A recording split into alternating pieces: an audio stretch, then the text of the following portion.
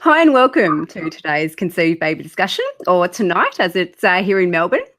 I'm your host, Tasha Jennings, and today we're going to be talking about a topic which historically really hasn't received that much attention. Infertility has, for a long time, largely focused on the female, particularly in the preconception period. So we're going to be turning the tide tonight and looking at the role of male preconception health. And I'm thrilled to be speaking with a fabulous expert in this field whose latest research was just published in The Lancet earlier this month. And that's Assistant Professor of Reproductive Biology, Dr. Adam Watkins. Dr. Watkins' research is exploring the role that a father's diet may have on influencing the quality of his sperm in regards to fertility outcomes, as well as the long-term health outcomes for the child. His research shows that a father can influence not only the early development of the embryo, but can also affect the environment within the uterus in which an embryo will develop. Now, this research is really providing new insights into the importance of a father's lifestyle at the time of conception for fertility, but also for the long-term health implications for the child. So I'm thrilled to be having him joining us live from the UK. Welcome, Adam. Good evening. Thank you very much for having me.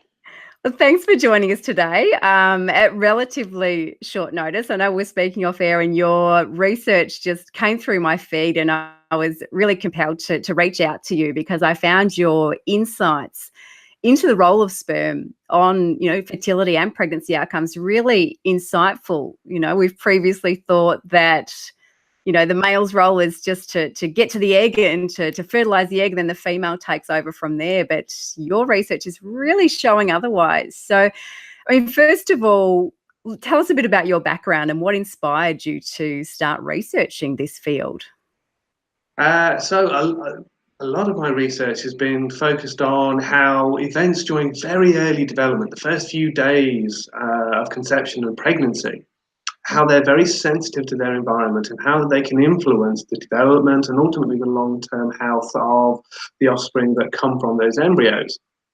So I'd always had an interest in reproductive biology and physiology, and I was incredibly lucky that I managed to get a PhD with Professor Tom Fleming in Southampton. And there we started to look at how the embryo in an in vitro environment, in a culture environment, and this was in mice, can influence the development of the embryo and how those embryos, as they develop, their cardiovascular and metabolic health seems to be affected. From there, I moved into looking at maternal diet, again, during very early development, the first few days of conception, and again, this was done in mice. And it was during this time that an idea came to me that was, while we are looking at the health of the mother and the diet of the mother, and this seems to be very, very important, we seem to have overlooked the role of the father.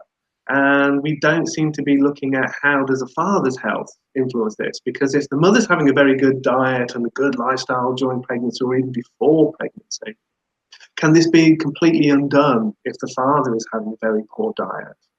So over the last few years, I've simply taken our model that we used in the maternal diet and flipped it onto the male. So again, using a mouse model, because we can do these kinds of studies much more easily in a mouse, and looked at what is the impact of having a poor diet for a father, how does that influence his sperm, and how does that then influence the long-term health of his offspring.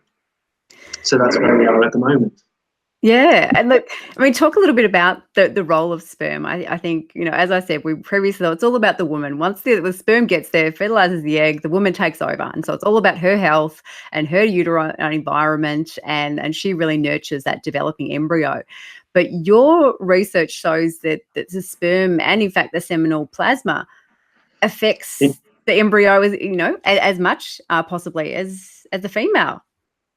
Indeed, and as you rightly say, so the focus has always been on the mother having a good health either prior to pregnancy, which is best. We know that certainly in women, it's a good idea to look at your lifestyle, your diet, maybe your weight for several months leading up to becoming pregnant. And we know that obviously, and it stands to reason, that her diet and her lifestyle during pregnancy can influence the way that her child develops.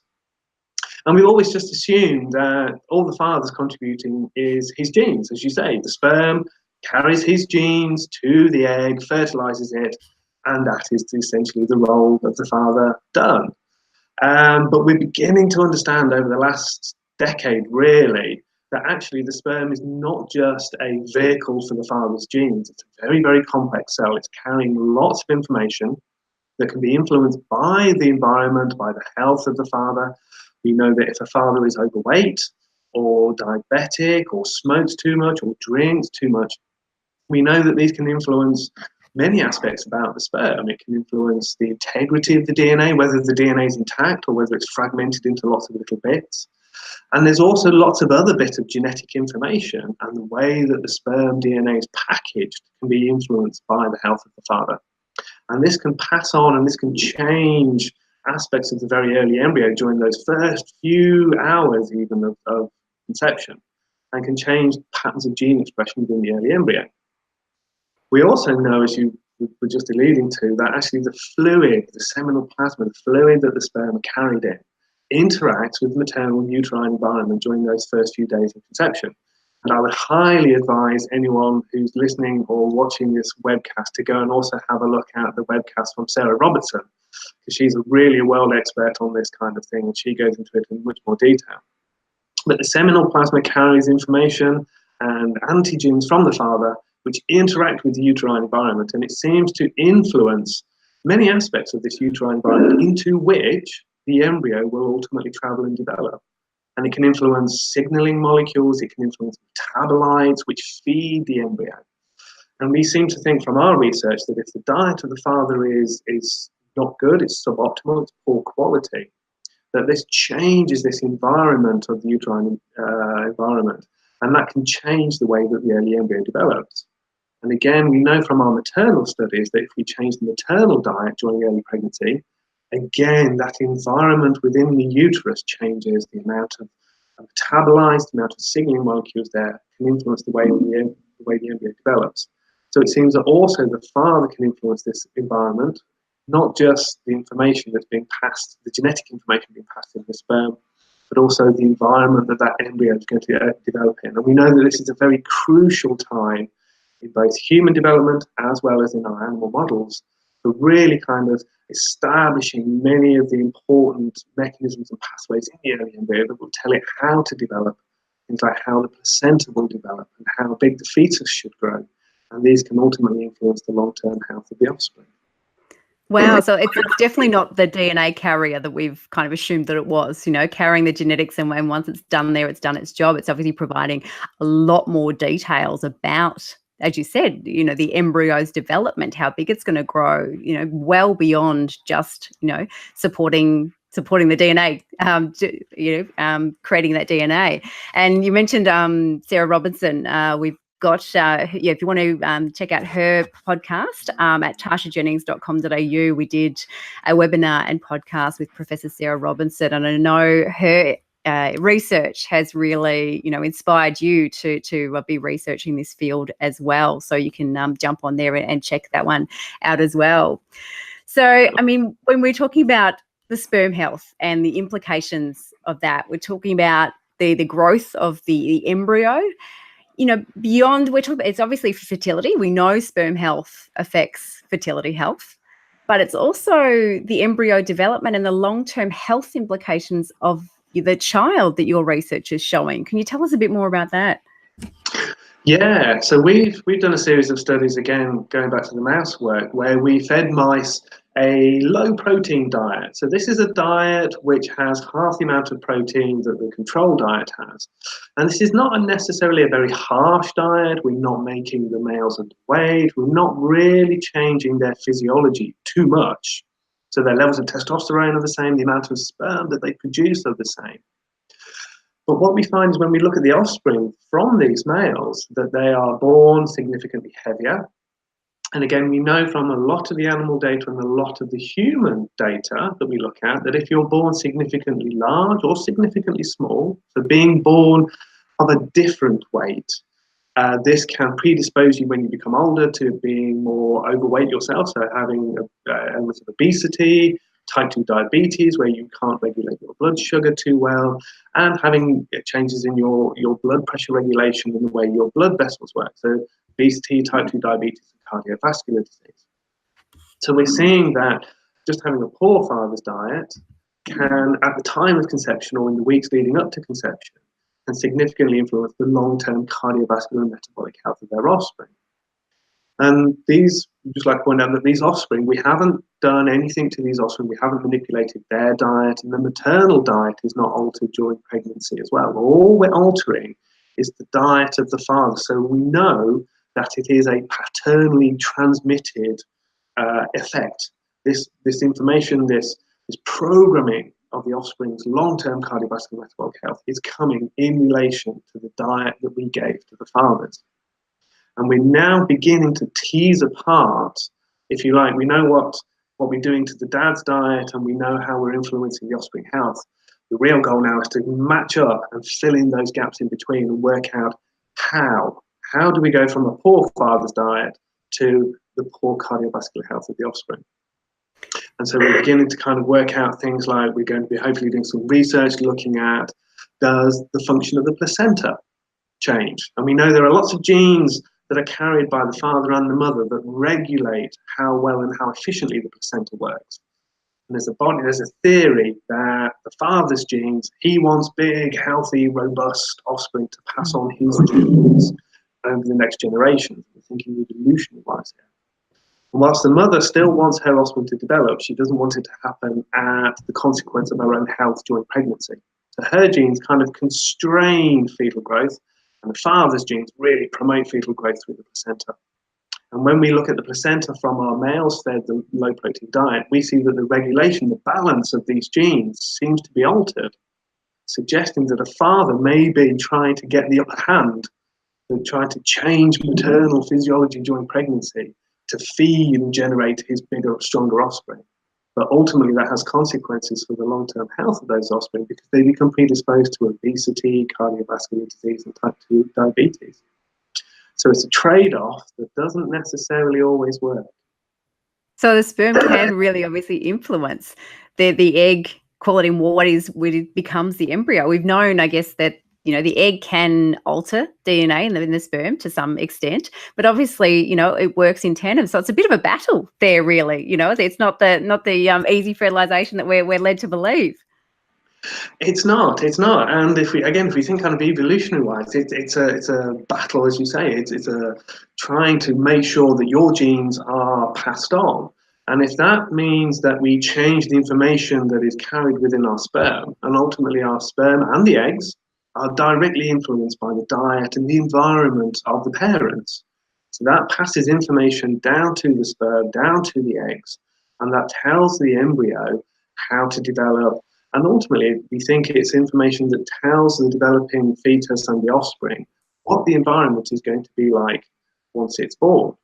And if that information is correct, if that offspring is born into an appropriate environment that's correct for the information passed on by the parents, then that's great because you've adapted your physiology, you've adapted the way you've developed to be appropriate for that life, for that environment. If, however, you're born into a very different environment, then that's when things kind of go wrong. The way you adapted in the uterus based on your parents' diet, if that's incorrect for what you then start to have as your diet and your environmental conditions once you're born, then those adaptations are not appropriate. And we think that is one of those things that then really programs whether you're likely to become overweight, diabetic, or have obesity. So it's really important that the information that is carried in the sperm in relation to a father's lifestyle, smoking, drinking, being overweight, very important because once that information is passed on to the egg, then that pathway, those developmental programming mechanisms are set in place, and that really kind of then sets that trajectory to potential ill health for the offspring. So I know your research has focused on metabolic health and cardiovascular health, particularly for the males, and how the sperm influences those. What sort of predispositions does that lead to in the embryos or in the growing child? So we see from our model, we see that the embryo actually, a few days before the embryo is going to implant, which in the mouse is about 3 days after conception, we looked at the metabolism and genes that regulate a lot of central metabolic pathways within the early embryo. And we saw that these genes were significantly downregulated. And we think this is partly occurring because the information from the father is passed on to the embryo and telling the embryo how to set its own metabolic levels. But we also think, going back again, that this seminal fluid is influencing the uterine environment that the embryo is in. And of course, during this time, these first few days, the embryo is getting all of its nutrition from that maternal uterine environment.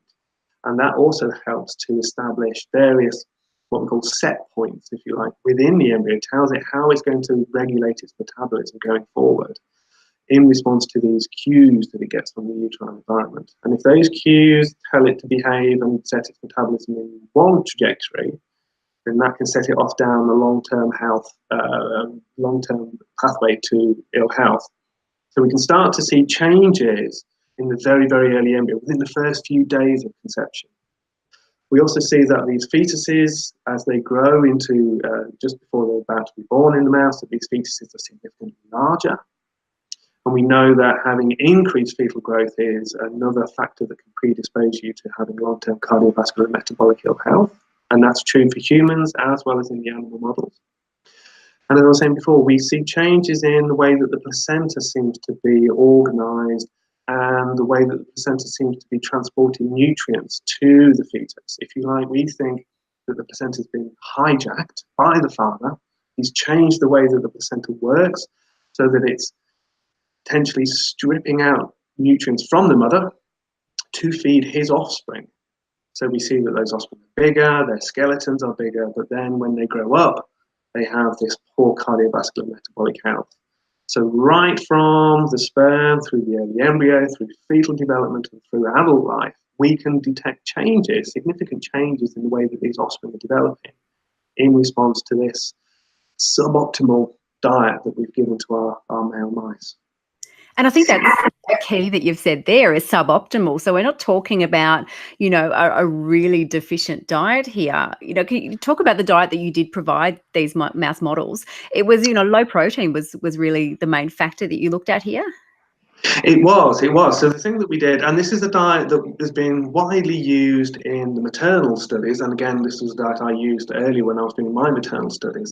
It's been widely used to look at the impact of poor quality diet. So we halve the amount of protein, and we're not starving the animals, the males or the females by any means. It's just a suboptimal amount of protein. But we also increase the amount of carbohydrate. And this is one of the difficulties with a lot of these kind of nutritional studies. If you alter many aspects of the diet, it then becomes hard to work out what component of the diet is actually causing these changes. So our diet had a little bit less protein and a little bit more carbohydrate, but they were ultimately balanced for calories.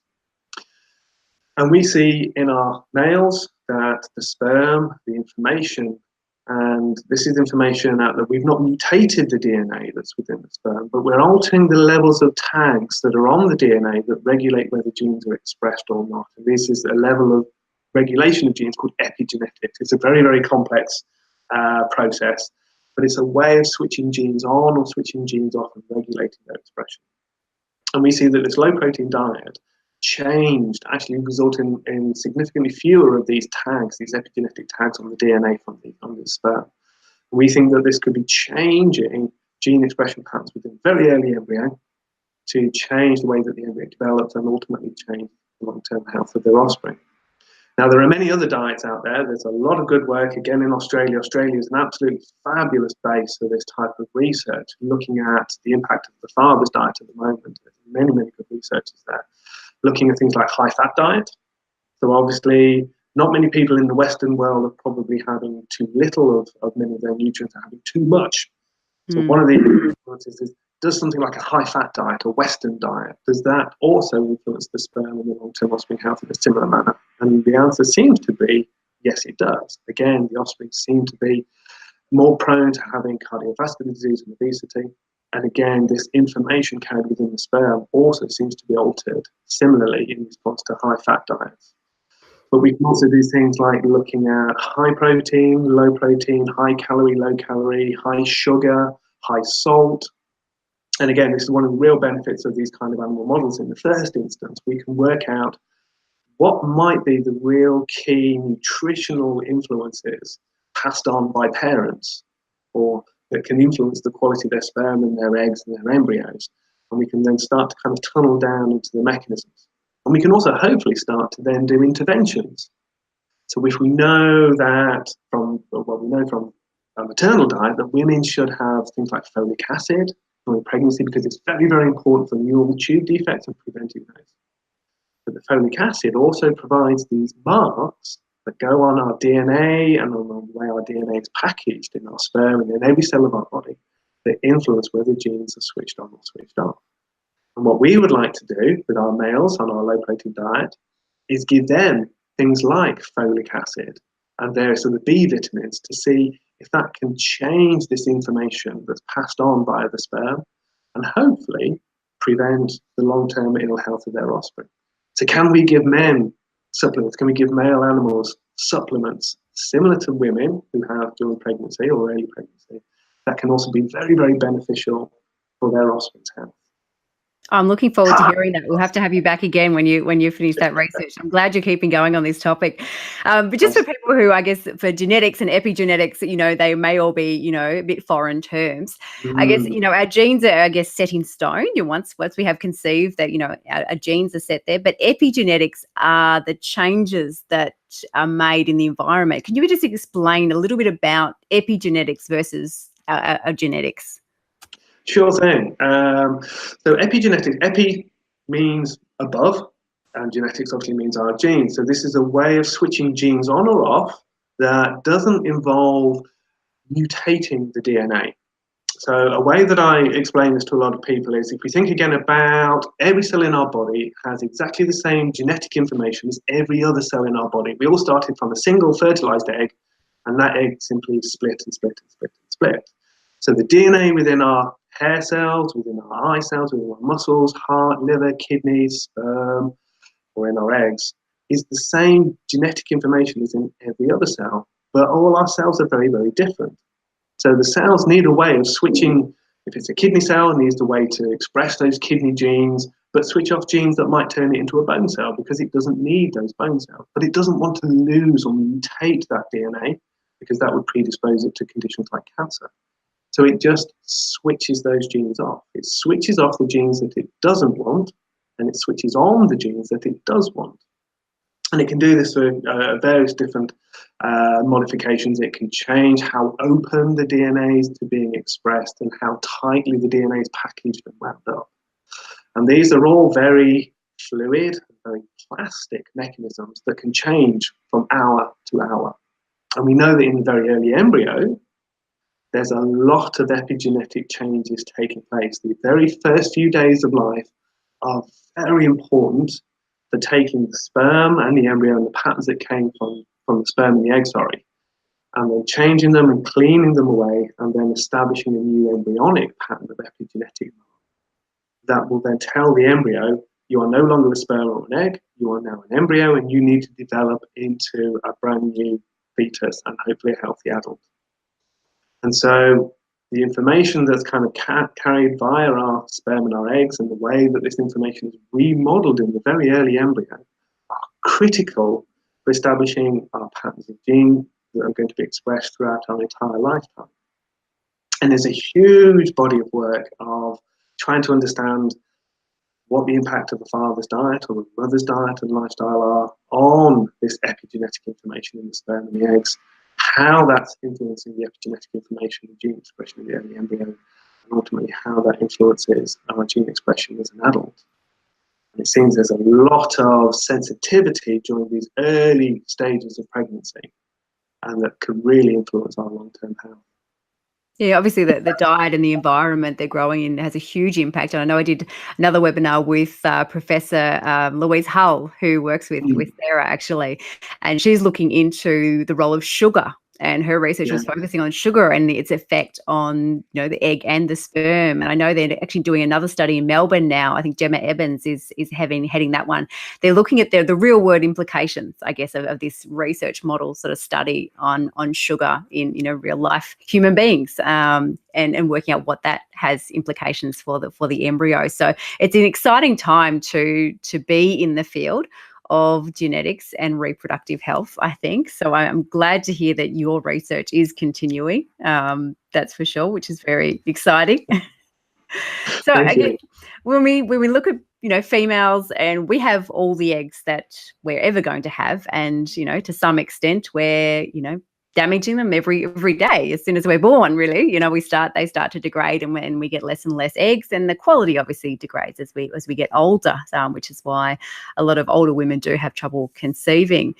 But I guess in relation to sperm, that's not really the case. They manufacture them all the time. So is there I guess a window where the diet is more important? Is it throughout the life, or is there a window when that sperm is developing that is more important? Well, this is one of those interesting things. So the perception is that, yes, men's sperm quality does not change with age. Men can produce sperm well into almost up to the day that we die, and that is very true. But the stem cells within our testes that produce those sperm are there from birth, and they keep dividing and dividing and dividing through our life.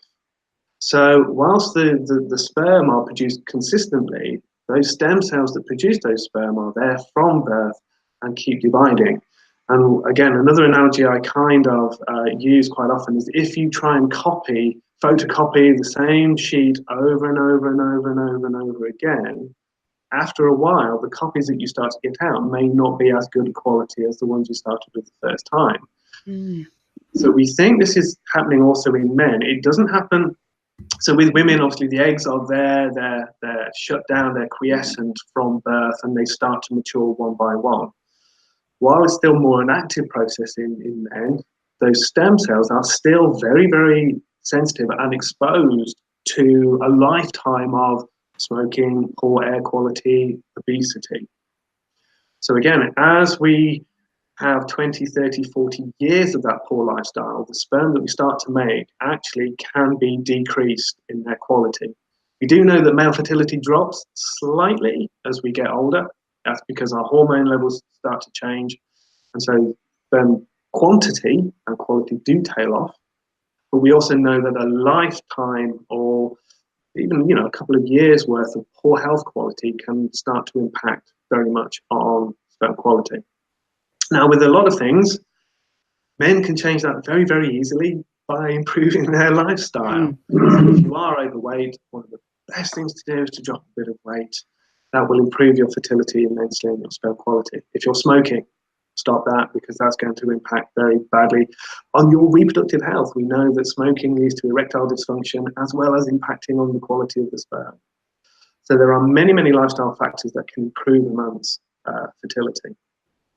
We're also starting to get some idea that male age, a man's age, can again influence the long-term health of his offspring. So we quite often see in the media that things like old rock stars or movie stars that are having their 5th child, and this backs up this idea that men's fertility is kind of unlimited and will go on forever.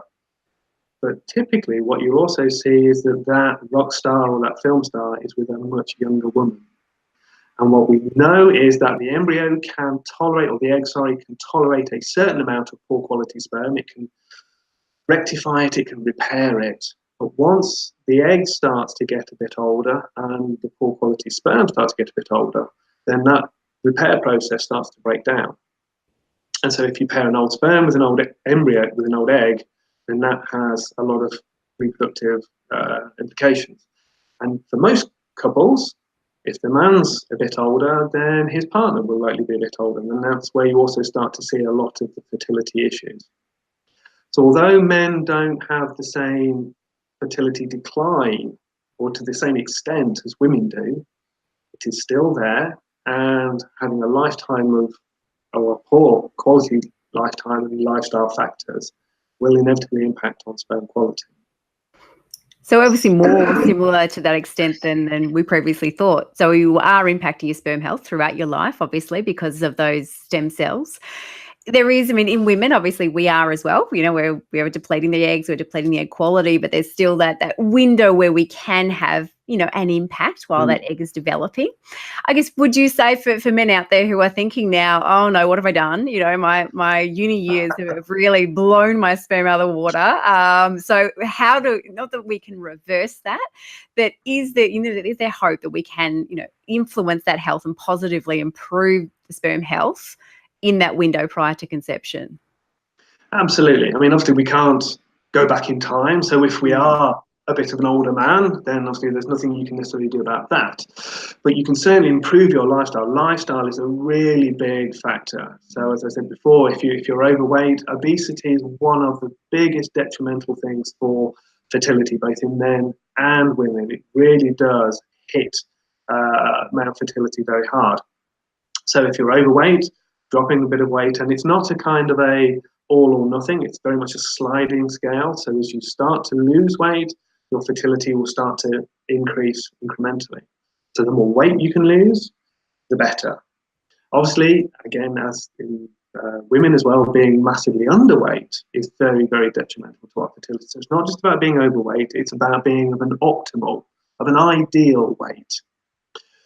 Typically going hand in hand with that, you've got things like type 2 diabetes, which we know of is very bad for sperm quality. So as we improve our BMI, improve our weight, our blood sugar levels will improve as well. Smoking is very bad for many aspects of our fertility. Too much alcohol, recreational drugs, all of those kind of things can influence sperm quality. And there's even studies that have come out this year looking at our underwear. So men who wear very tight underwear, studies have shown that may influence sperm quality. It warms up the testes, and as we all know, the testes hang on the outside of the body because they like to be a couple of degrees cooler than the inside of our body.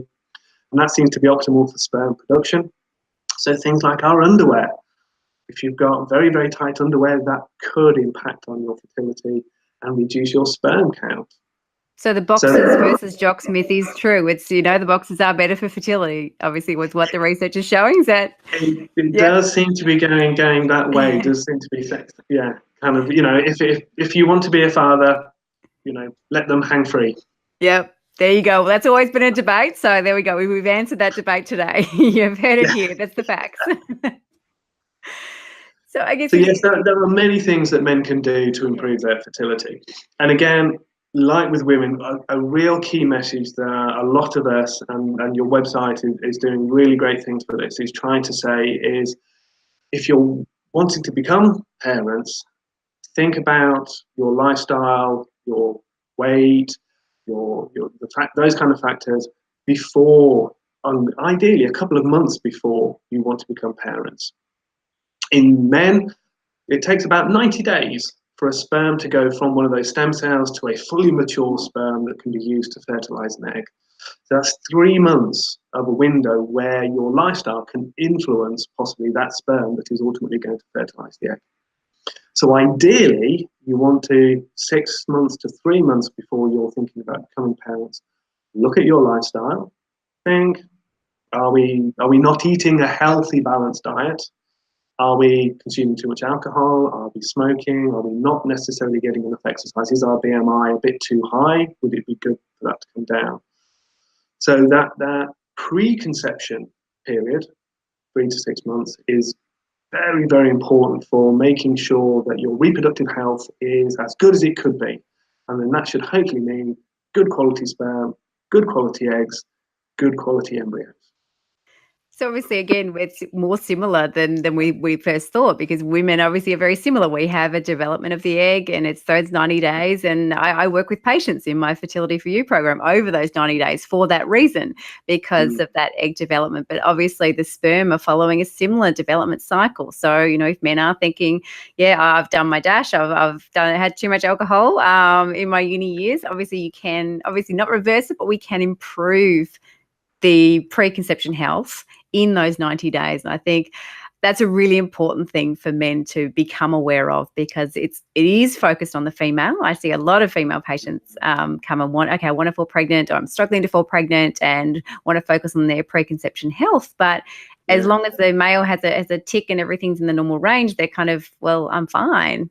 So obviously there's more to it than that. Absolutely. And the wonderful thing about the preconception period is it's a time in certainly many couples' life where they will sit down and go, okay, we're trying for a baby. We want this baby to be healthy as it can be.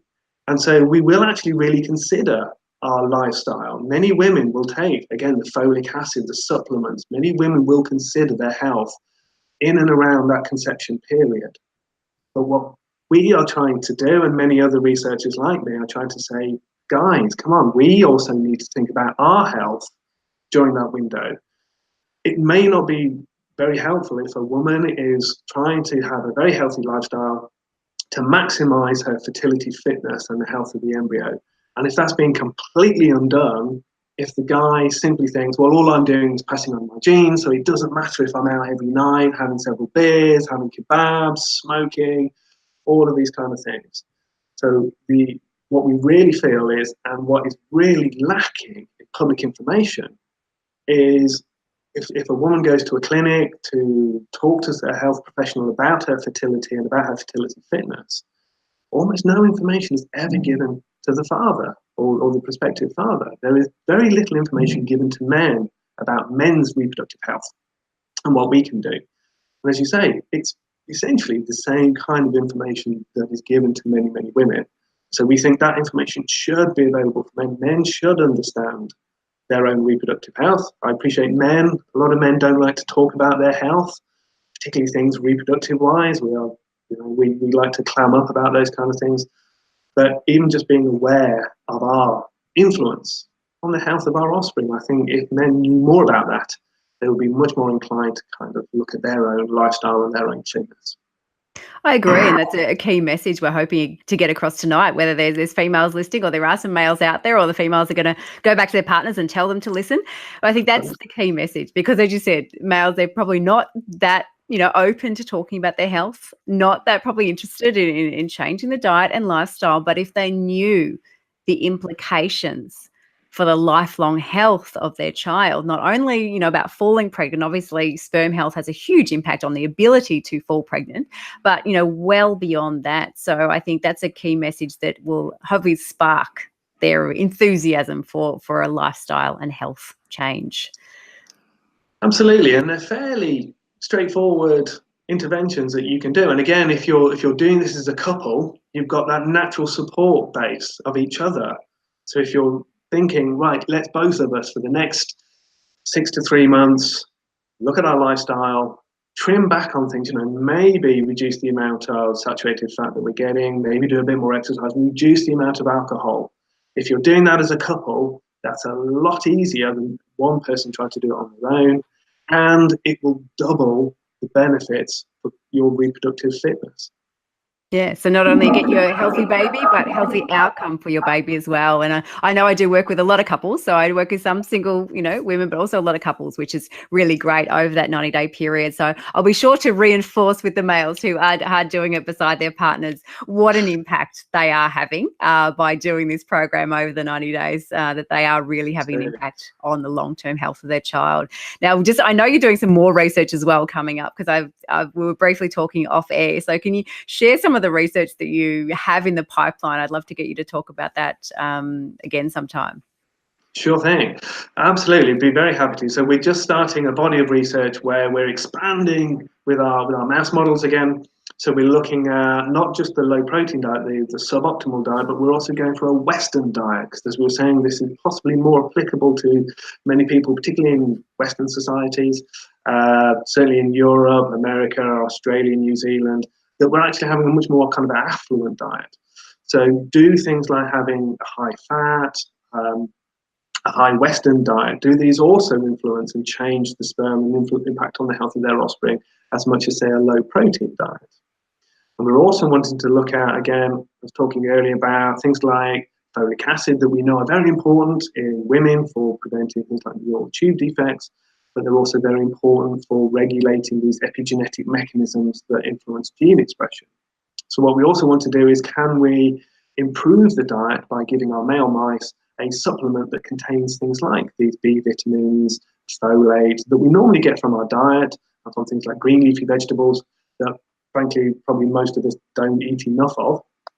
And if we give our males these supplements, these vitamins and minerals, can that prevent these long-term ill health consequences for their offspring?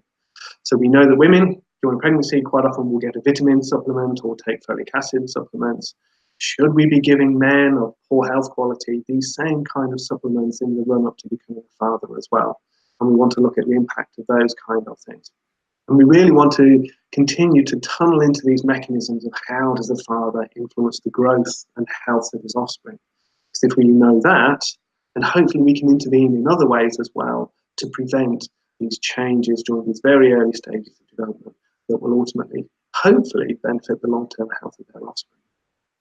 Well, congratulations on all your research. It's really fascinating. I found our discussion fascinating, and thanks again for joining us at reasonably late notice. I just had to reach out and get you to talk to us because I think it is such an important topic, and you really are providing insights above and beyond what we have known about the role of sperm. So thank you so much for joining us, and congratulations on all you've achieved. I'm really looking forward to hearing more about your research.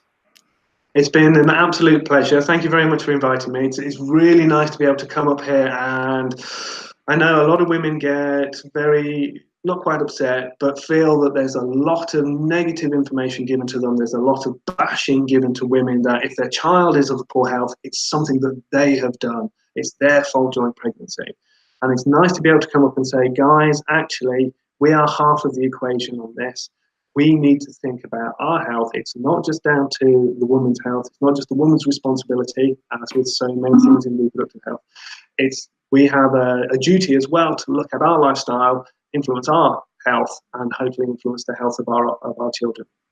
You're right, because that is something I think women take on, even if they're struggling to fall pregnant. They do assume it's their fault. So it's interesting to see that obviously it takes two to tango. We do say that, but we don't focus on the male partner. So I hope we have busted some of those myths today and really shown the importance that men can have. So absolutely. Thanks so much for joining us. And if you do want some more information on some of the other podcasts and webinars that we mentioned today, you can jump on my website at tashajennings.com.au, and they also at conceivebaby.com.au. And I know we talked a lot about diet and lifestyle today, and I do have a free checklist you can get. Your Fertile Pantry checklist, which does go through some of the key changes that I recommend people make for preconception health. So you can find that at tashajennings.com.au/checklist. So thanks everyone for joining us, and I look forward to seeing you next time.